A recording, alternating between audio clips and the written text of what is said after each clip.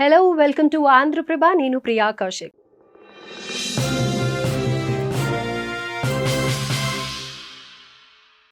So miss India కాంపిటీషన్స్ versus Telangana government అని చెప్పుకోవచ్చు. ఒక 2-3 డేస్గా ఇదే కాంట్రవర్సీ నడుస్తుంది.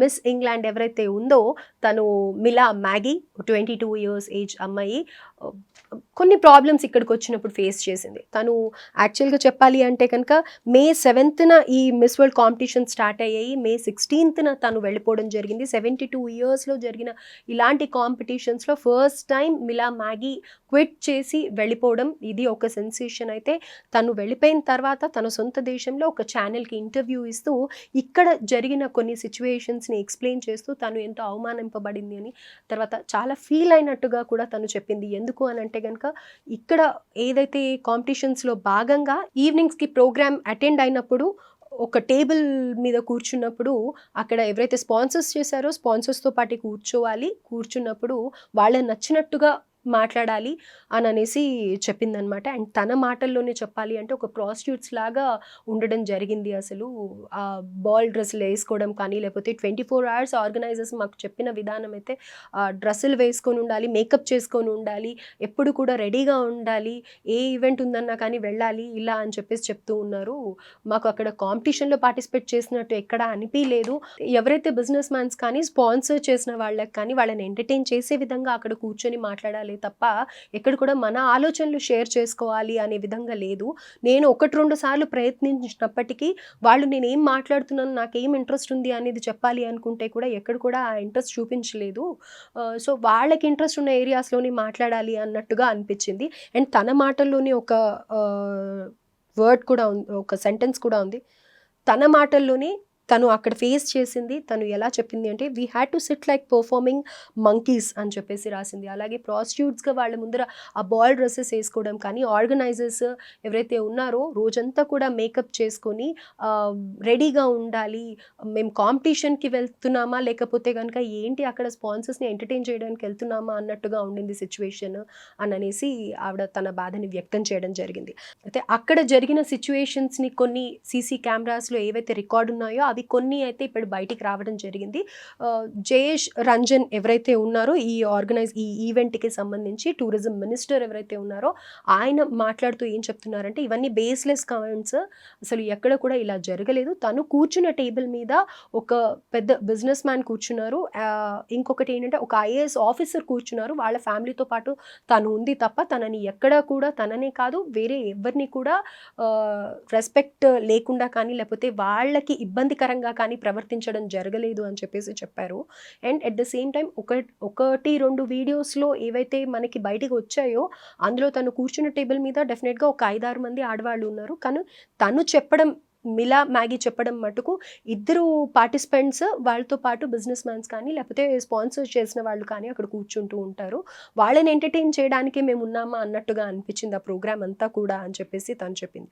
అయితే తను మధ్యలో క్విట్ చేసి వెళ్ళిపోవడానికి గల కారణం తను ఏం చెప్పింది అంటే ఆర్గనైజర్స్కి పర్సనల్గా ఇంట్లో ప్రాబ్లం ఉంది, మదర్కి హెల్త్ బాగాలేదు అన్న విషయంగా తను వెనక్కి వెళ్ళిపోతున్నట్టు, ప్రోగ్రామ్ మధ్యలో ఏంచి వెళ్ళిపోతున్నట్టుగా చెప్పింది అనేసి అంటూ ఉన్నారు. తను ఇక్కడ ఉన్నంత వరకు కూడా ఎక్కడా కూడా తనకి ఇబ్బందికరంగా ఉన్నట్టు చెప్పలేదు అని అనేసి అంటూ ఉన్నారు. అండ్ ఎవరైతే ఈ ప్రోగ్రామ్కి ఆర్గనైజర్ ఉంటారో మిస్ వరల్డ్ ఆర్గనైజర్ జూలియా మోర్లే, తను మాట్లాడుతూ తను కూడా ఈ మాటలన్నీ ఖండించిందనమాట. అయితే ఈ నేపథ్యంలో రమ్యకృష్ణ గారు ఒక ట్వీట్ చేయడం జరిగింది కాస్టింగ్ కౌచ్ గురించి. అయితే దానికి సంబంధించి తను ఎలా అయితే రెస్పాండ్ అయ్యారో అంటే అది చూసి కాస్టింగ్ కౌచ్ అనేది ఉంది, డెఫినెట్గా ప్రతి ఒక్క ఆడపిల్ల ఫేస్ చేయాల్సిందే. ఒక హీరోయిన్గా రావాలి అంటే లైమ్ లైట్లో ఉండాలి అని అంటే కనుక డైరెక్టర్కో లేకపోతే ప్రొడ్యూసర్కో ఎవరికో ఒకరికి కమిట్మెంట్ ఇవ్వాల్సిందే అని చెప్పి ఆవిడ మాట్లాడడం జరిగింది. అయితే దీనికి సంబంధించి సోషల్ మీడియాలో ఎంతోమంది కమెంట్ చేస్తున్నారు. రమ్యకృష్ణ గారు ఒక డైరెక్టర్తో ఎన్నో రోజులు వ్యవహారాలు నడిపింది, అలాగే ఎంతోమంది డైరెక్టర్స్తో కానీ హీరోస్తో కానీ ఇలా చేసి వచ్చింది, తన ఇప్పుడు చెప్తుంది అని అంటున్నారు. కానీ రమ్యకృష్ణ గారు ఎవర్ గ్రీన్ హీరోయిన్ అండి. అప్పుడు ఇప్పుడు ఎప్పటికీ తను ఎవర్ గ్రీన్ అనే చెప్పుకోవాలి. ఎందుకంటే తను చేసిన ఎన్నో సినిమాలు బ్లాక్ బస్టర్ హిట్, తన యాక్షన్ కూడా నిజంగా తను స్క్రీన్ మీద కనిపిస్తే చాలు. అంతెందుకు రీసెంట్గా బాహుబలి మూవీలో శివగామి క్యారెక్టర్ రమ్యకృష్ణ గారు తప్ప వేరే ఎవరిని చూడలేము అనుకునే పరిస్థితి ఉంది. అయితే ఆహ్, ఎందుకు ఇప్పుడు రమ్యకృష్ణ గారు మరి ఈ విషయాన్ని చెప్పటము అనంటే డెఫినెట్‌గా ఎంతోమంది ఇవాళ రేపు ఐడెంటిటీ క్రైసిస్ అనుకోవచ్చు. లేపోతే మూవీస్ అంటే ఇంట్రెస్ట్ ఉండి ఎంతోమంది అమ్మాయిలు వస్తూ ఉన్నారు. నిజంగా డౌన్ ది లైన్ చూసుకుంటే ఏమవుతుంది అనంటే ఎక్కడో ఒక చోట ఎవరో ఒకరు ఫేస్ చేయాల్సి వస్తూనే ఉంది ఈ కాస్టింగ్ కౌచ్ ప్రాబ్లమ్. అండ్ ఇది ఓన్లీ మీడియాలోనే ఉందా అంటే డెఫినెట్‌గా కాదనే చెప్పాలి. ఎందుకంటే ఎంతోమంది సర్కిల్స్‌లో తిరుగుతూ ఉంటాము. ఫ్రెండ్స్ ఉంటూ ఉంటారు కాబట్టి సాఫ్ట్‌వేర్‌లో ఉంది. అలాగే ఒక రియల్ ఎస్టేట్‌లో ఉంది. లేకపోతే ఇంకా వేరే ఎక్కడైనా సరే ఇలాంటి ప్రాబ్లమ్ ఫేస్ చేయాల్సిందే. అండ్ మీడియాలో ముఖ్యంగా ఏంటి అనంటే గనక ఇది ఎక్కువగా తెలుస్తూ ఉంటుంది.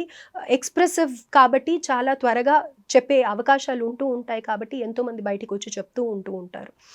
అయితే ఇది ఓన్లీ సినిమాల వరకేనా అనంటే కాదనే చెప్పాలి. ఎందుకంటే చూస్తూ ఉన్నాం కాబట్టి ఇప్పుడు ఈ మాట నేను చెప్పినందుకు మళ్ళీ ఎలా రెస్పాండ్ అవుతారో తెలీదు కానీ అంతెందుకండి సినిమాల వరకే ఎందుకు? ఇప్పుడు నడిపిస్తున్న యూట్యూబ్ ఛానల్స్‌లో కూడా ఎంతోమంది ఇలాంటి కమిట్మెంట్స్ అడుగుతున్నారని కొత్తగా వచ్చిన వాళ్ళు, యాంకరింగ్‌కి వచ్చిన వాళ్ళు చెప్తూ ఉన్నారు. ఎంత ఆశ్చర్యానికి గురి చేస్తోందో ఈ విషయం. అయితే కమిట్మెంట్ లేకపోతే ఛాన్స్ ఇవ్వరా అంటే డెఫినెట్‌గా. ఇంకా కొంతమంది ఏం మాట్లాడతారు అంటే ఇది 2 వైపుల నుంచి ఉంటుంది. ఆ అమ్మాయి క్యారెక్టర్ ఎలాంటిదో అని కూడా మాట్లాడే మహానుభావులు ఉంటూ ఉంటారు. కానీ ఆ అమ్మాయిలు అలా కమిట్మెంట్‌కి ఒప్పుకోవడానికి గల కారణాలు ఏమై ఉంటాయి అని ఆలోచిస్తే ఇంట్లో సిట్యుయేషన్స్ అయి ఉండొచ్చు. లేకపోతే తను తీసుకున్న డెసిషన్‌ని డెఫినెట్‌గా తను అచీవ్ చేయాలి అనుకోని ఉండొచ్చు. ఇంకా ఏదైనా రీజన్ అయి ఉండొచ్చు. కానీ ఇలా కమిట్మెంట్స్ అడిగి ఆ ప్రొడ్యూసర్స్ కానీ, డైరెక్టర్స్ కానీ లేకపోతే ఇంకే వ్యక్తులైనా అక్కడ వాళ్ళ పేర్లే మెన్షన్ చేయాల్సిన అవసరం లేదు. ఆహ్, మాట్లాడుతూ ఉన్నారు అనంటే ఎంత చులకనగా చూస్తున్నారు. అమ్మాయిలంటే ఒక ఆట బొమ్మ లాగానే కనిపిస్తున్నారా వీళ్ళకి? లేకపోతే వాళ్ళని సుఖపెట్టడానికే అమ్మాయిలున్నారా అన్నట్టుగా బిహేవ్ చేస్తూ ఉన్నారు కదా! ఫస్ట్ వాళ్ళని తిట్టాలి, వాళ్ళని అనాలి, అబ్బాయిల్ని అనాలి. అందరూ ఇలానే ఉన్నారా అంటే డెఫినెట్‌గా కాదు. కొన్ని చోట్లయితే ఇవి డెఫినెట్‌గా జరుగుతూనే ఉన్నాయి. అయితే రమ్యకృష్ణ గారు ఇప్పుడు చెప్పడం వల్ల లాభం ఏంటి అనంటే గనక ఆహ్, డెఫినెట్‌గా అమ్మాయిలకి కానీ, పేరెంట్స్‌కి కానీ ఇదొక వార్నింగ్ లేపోతే ఒక సైన్ ఇలా ఉంటుంది ఆలోచించండి, ఎక్కడ మోసపోకండి అని చెప్పే ఛాన్స్ కూడా ఉంది. అండ్ ఈ మిలా మ్యాగీ అక్కడికి వెళ్ళాక చెప్పడాన్ని కూడా ఎంతోమంది నెగెటివ్‌గా కమెంట్ చేస్తున్నారు. అంత ప్రాబ్లమ్ ఉన్నప్పుడు తను ఇక్కడే ఎక్స్‌ప్రెస్ చేయొచ్చు కదా! అంత దూరం ఎళ్లి అక్కడికెళ్ళాక చెప్పడం ఏంటి అని అనేసని అంటూ ఉన్నారు. నిజంగా జరిగినట్టయితే తను ఇక్కడే చెప్పుండాలి అనని. డెఫినెట్‌గా ఒక ఇన్సిడెంట్ జరిగింది అంటే అమ్మాయికి కానీ, ఎవ్వరికి కానీ ఒక హ్యూమన్‌కి మామూలుగా చెప్తున్నాను. టైం పడుతుంది. దాని నుంచి బయటికొచ్చి ఈ విషయాన్ని చర్చించాలా వద్దా? నలుగురిలో పెట్టాలా వద్దా? పెడితే ఏమవుతుంది? నా ఫ్యూచర్ ఏంటి? నేను ఎలా ఉంటాను? ఫర్దర్‌గా నా కెరియర్ ఏంటి అనే ఆలోచన ఒక డైలమాలో ఒక కన్‌ఫ్యూజన్ స్టేట్‌లో ఉంటారు. సో, మిలా మ్యాగీ కూడా ఇదే ఫేస్ చేసుండొచ్చు. తను కూడా నెక్స్ట్ ఏం జరుగుతుంది? అందులో తన సొంత ఊరు కాదు తను చెప్పటానికి. ఎక్కడికో దేశం కాని దేశంకొచ్చి అక్కడ సిట్యుయేషన్స్‌ని చెప్పాలి అంటే డెఫినెట్‌గా చాలా గట్స్ ఉండాలి. అండ్ గవర్నమెంట్ కూడా ఇంత ప్రెస్టీజియస్‌గా తీసుకున్నప్పుడు ఎక్కడిదక్కడ ఏం జరుగుతుంది అనేది వాళ్ళు కూడా ఒక కన్నేసుంచి ఇలాంటివి ఎక్కడా జరగకుండా చూసుకునే బాధ్యత ఉండుండాల్సింది. కానీ ఇదే నేపథ్యంలో రేవంత్ రెడ్డి గారు చేసిన కమెంట్స్ కూడా వైరల్ అవుతూ ఉన్నాయని చెప్పుకోవచ్చు. ఏవి అంటే మేజర్‌గా కొంచెం బడ్జెట్ ఇష్యూస్ వచ్చినప్పుడు ఆయన మాట్లాడడం నన్ను కట్ చేస్తే రూపాయి కూడా రాదు. చాలా అప్పుల పాలైపోయి ఉన్నాము. ఇలాంటి టైంలో డబ్బుల గురించి మాట్లాడొద్దు అని చెప్పేసి ఆయన మాట్లాడింది ఒకటి చాలా వైరల్ అవుతుంది. మరి దీనికి సంబంధించి కొంతమంది అనేది ఏంటి అంటే 300 క్రోర్స్ ఖర్చవుతుంది అనని. కానీ గవర్నమెంట్ తరఫు నుంచి వాళ్ళు చెప్పింది 25-27 క్రోర్స్ అవుతుంది అని. మరి ఒక్క రూపాయి కూడా లేనప్పుడు ఇదంతా ఎలా సాధ్యం అవుతుంది రేవంత్ రెడ్డి గారు అని ప్రశ్నిస్తూ ఉన్నారు. అలాగే ఎట్ ది సేమ్ టైమ్ ఈ పాక్ ఇండియా వార్ సందర్భంలో కూడా ఈ మిస్ వరల్డ్ కాంపిటీషన్స్ ఏవైతే జరపడం హైదరాబాద్‌లో అంత అవసరమా అని కూడా రీసెంట్‌గా దీని గురించి ఖండిస్తూ సంధ్య గారే కానీ లేకపోతే ప్రముఖులు ఎంతోమంది వెళ్ళి అక్కడ దీన్ని స్టాప్ చేయడానికి ప్రయత్నించారు. ఓవరాల్‌గా ఏదేమైనప్పటికీ ఇలాంటివి కొన్ని వస్తున్న సందర్భంలో ఇవి అలిగేషన్స్ అయినప్పటికీ కూడా డేర్ చేసి ఆ అమ్మాయి అలా మాట్లాడింది అంటే నిజంగా గ్రేట్ అనే చెప్పుకోవాలి. అండ్ రమ్యకృష్ణ గారి గురించి కూడా మాట్లాడడం తనేం చిన్న స్టార్ కాదు. ఎన్నో చూసారు. డెఫినెట్‌గా ఇలాంటివి ఉన్నాయి అని చెప్పడంలో కూడా తప్పు లేదు అని అనిపిస్తూ ఉంది. అండ్ మీరు కూడా ప్రేక్షకులుగా చూస్తూ ఉన్నారు కాబట్టి ప్రతి ఒక్క సందర్భంలో మీతో పాటు ఉంటున్న మగాళ్ళు మృగాళ్ళలాగా బిహేవ్ చేసేది మీరు ఎన్నో సందర్భాల్లో చూసే ఉంటారు.